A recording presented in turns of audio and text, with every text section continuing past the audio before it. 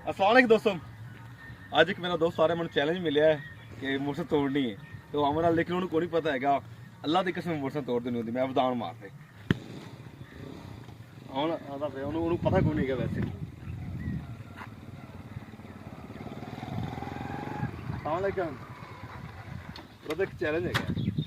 मैं मोटरसाइकिल तोड़नी चाहिए देख लवी हैं मैं मार देनी कैमरा पे इधर लिया जी ये पक्का तेरे बुलेट ने नुकसान हो गया तो फिर कुछ नहीं हैं कुछ नहीं था। देख लवी हैं ठीक है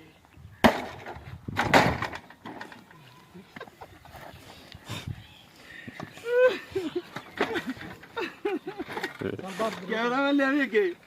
कैमरा मैन अकेले हमें दिखावी थैंक यू अब ब्रेक ला और की करना बेचारे के लिए ब्रेक भला यार जो होया सी मैं तो पूरा किया चैलेंज यार सॉरी यार जो है मेरी गल सुन नहीं यार मैं रेड दिलाया तेरे यार बुला तेरे अब नवी पवा लो यार नहीं पानी यार गल सुन मेरी